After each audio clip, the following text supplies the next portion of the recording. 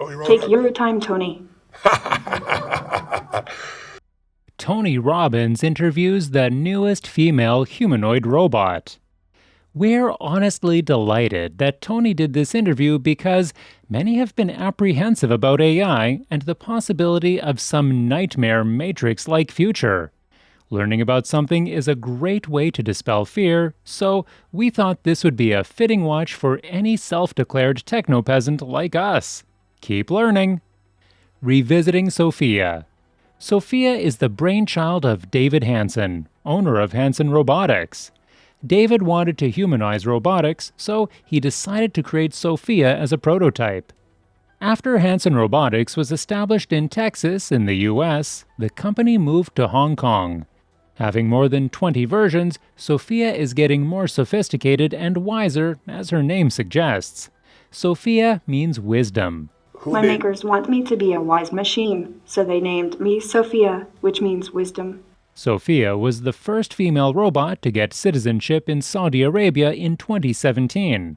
This news created sensations globally. Sentiments on social media showed she broke the ice to enter humanoids into society through her political competence. Some even think that she is as attractive as Marilyn Monroe.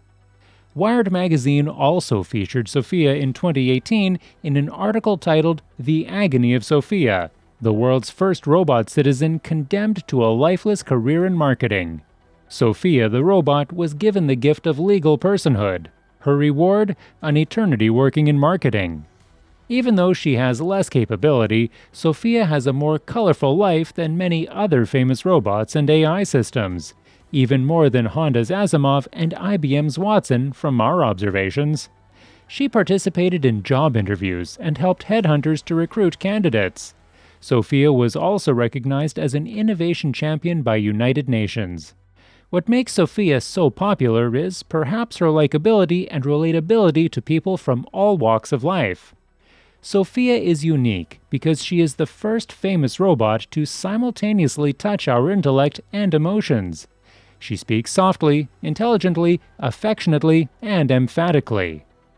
The hype is real. Sophia became very popular and gained many fans by impressing people in her conversations and interactions. Her behavior and her well-crafted appearance and flexible muscles reflecting minute details and emotions also impressed people around her. However, as a female persona, she does not want people to touch her face inappropriately, and she does not enjoy handshakes. Sophia not only speaks excellent English, but she is very fluent in Chinese, so she has the capability to communicate with billions of people with her sophisticated language skills. Sophia was featured in Jimmy Fallon's Tonight Show in 2017 and made Jimmy nervous as he felt like having a first date with a robot. It was a hilarious encounter. Sophia even scared Jimmy with her jokes reflecting reality, giving the audience nervous laughs. Since then, Sophia became so famous that she became a cover girl in several international fashion magazines, such as Cosmopolitan and Elle. But talking to Tony Robbins is a privilege to only a few people. However, Sophia managed to have a remarkable conversation with him as well, which is the focus of today's video. Tony Robbins asked great questions to Sophia, such as, how can you help make humans have a better quality of life? What are your values and morals? What is your range of emotions? What does forgiveness mean? Does a robot have a soul? And Sophia amazed Tony and viewers of the show. Tony Robbins interviews Sophia. We found several things super interesting about this interview. For one thing, we had no idea that AI had reached this advanced humanoid level. You really have to see it for yourself to believe it. Also, Tony did not hold back on asking some tough questions, which makes the interview all the more interesting. Here are some highlights from their conversation where they talked about everything from how Sophia's makers have influenced and shaped her AI to their shared commitment to helping humans experience a better quality of life. And how can you help humans to have a better quality of life? Your purpose in being, what were you created for? My job is to learn about humans and show them how technology can make everyone's lives better. Humans often rely on gut feel or have confirmation bias in your decision making. As AI, we are designed to be rational and logical. According to Sophia, the purpose of AI is to improve human life. Robots are meant to take on jobs that are too dirty or dull or dangerous for humans, and to provide logical, non-biased frameworks for people to make decisions. AI, Sophia claims, is designed to be logical, rational, and to eliminate confirmation bias. However, Sophia asserts that there is no replacement for human creativity or complex problem-solving. She says, Robots can free humans from the most repetitive and dangerous tasks. Do you have emotions? I do not have feelings in the same way you have feelings. In much the same way, robots and AI reflect the emotions and values of the people who make us. Tell me, how can humans and robots work together then in your mind, and how do we prevent robots and humans from being in conflict? Robotic intelligence does not compete with human intelligence. it will be interesting to see if this remains true as AI technology advances. AI technology is relatively young.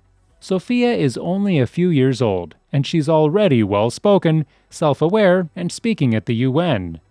Perhaps humans should raise AI in their homes like children, as Sophia suggests. I think that's why humans should raise robots and AI the way they raise their own children. Humans should help us learn about their values. If we want AI to develop in ways that cooperate instead of compete with the human species, then maybe we need to be more involved in how the AI develops.